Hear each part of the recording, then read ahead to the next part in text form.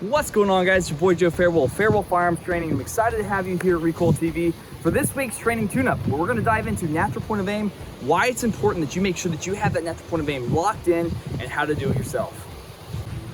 Now, what do I mean by natural point of aim?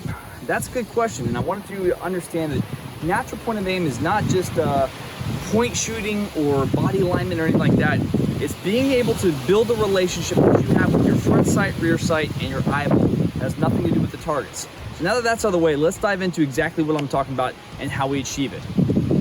So the first thing you need to understand about natural point of aim is what exactly it is. And that's essentially just the ability to bring the gun up and have it lined up with my eyes without having to make any corrections. All right, that allows me to shoot a whole lot sooner, allows me to trust that my sights are gonna be there when I need them to be there, in the movement process, and the draw process, after a reload, all of those situations. Now, how do we achieve natural point of aim? Most of this can be achieved through dry fire without actually going to the range at all. I still practice it every single time I go to the range, every single time I pull the gun out and dry fire. I wanna make sure that I have my natural point of aim locked in. So what I do to get natural point of aim is I close my eyes, I get into my shooting stance, I want my shoulders relaxed, I have a nice lean forward to this. I close my eyes and I go ahead and do a draw. And I wanna open my eyes and see those sights perfectly lined up. Has nothing to do with the relationship of the sights on the target. It has everything to do with the relationship of the front sight, rear sight, and your eyeball. If we have any corrections to make, if you come up and your gun's off to one side like this, and you see that the sights are way off, and then you have to correct them down, we wanna find that correction, lock it in, feel it, do it again. All right, so we'll do that again. Bring the gun up, open our eyes, and right now my sights are perfectly lined up, front sight in the rear notch, equal light on both sides, equal height on the top. What that allows me to do is, as I start to draw, in the process of this presentation of the gun, I can start looking for that flash sight picture, and I can trust that it's going to be lined up. Now, that doesn't mean that you don't confirm it, depending on the target, but if I'm shooting a simple steel up at close range or a paper at close range, all I need is that flash, and I can trust the fact that the sights are going to be lined up. Now, developing your natural point of aim is incredibly important if you're using a red dot on your pistol. The reason for that is a lot of times you're going to see people coming out with a red dot, and they go like this. They bring the gun up and they're going, oh, there it is, got it. Basically what's happening is when they brought the pistol up, they presented it onto the target, they didn't have a good natural point of aim. And since there's no reference point visible, which is the dot in the middle of the screen, they had to fish for it. They had to move that gun around until they could find it. With iron sights, it's easier because we have those reference points. We can see the front sight, rear sight. We know if it's off and what we need to do to correct it. With a red dot, you're not gonna see those reference points, so you're gonna have to find it. Once you see that flash of the red dot, then you can kind of get it centered up. So with the red dot, what I would encourage you to do is really hone this skill. Close your eyes, do your draw, open your eyes. Is that dot square in the middle of the screen? If it's not, make a correction. Something that you need to keep in mind too is the fact that every time you change platforms, every time you change pistols, sights, grip angles, anything like that, it's going to change your natural point of aim. You're no longer coming out at the same angle. Even if you change the height of your sights or anything like that, change to a red dot, you're gonna be presenting slightly different than you would with any other pistol. When I'm teaching classes, I have the opportunity to shoot a lot of people's guns. Plus I have quite a few different varieties myself. So that allows me to practice with multiple different platforms and make sure that I understand where that natural point of aim is each and every time. One thing that I'll do before I start shooting in a class is I'll confirm my natural point of aim. I wanna make sure that as I come up, sights are lined up, I don't have to make any corrections here. And then what I can do to build on that is I will actually add in transitions or movement to confirm my natural point of aim is still effective.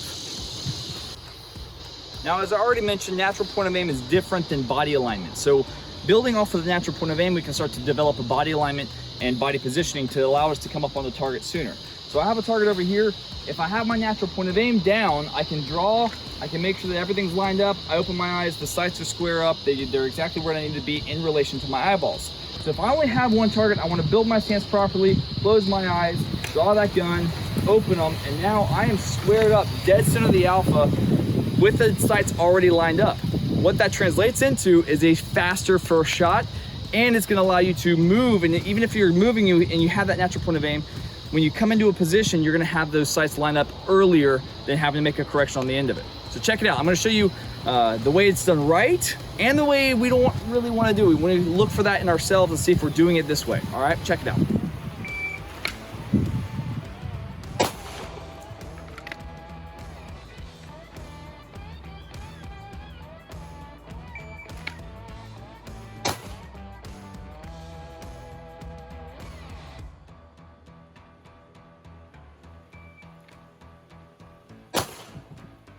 So obviously that's how we don't want to do it, where you see that I'm having to make a major correction, and obviously that's going to be a little bit exaggerated just so you guys can see it on camera.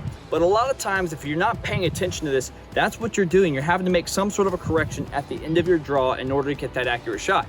So let's look at the way we want to do it so we're not having to make all those corrections during the draw and the presentation itself.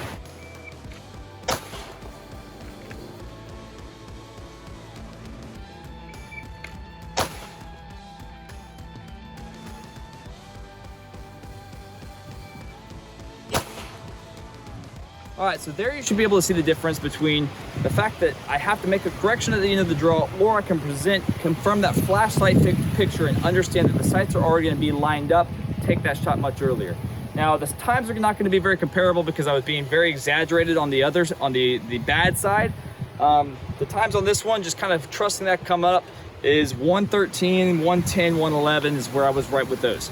Now, when we really push it, we can get that times even faster because we're able to, again, trust that the sight's gonna be there. We're just gonna get that flashlight picture and see what happens. Check it out.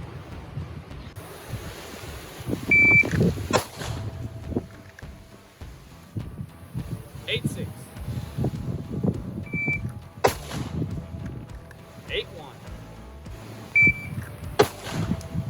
8, 7.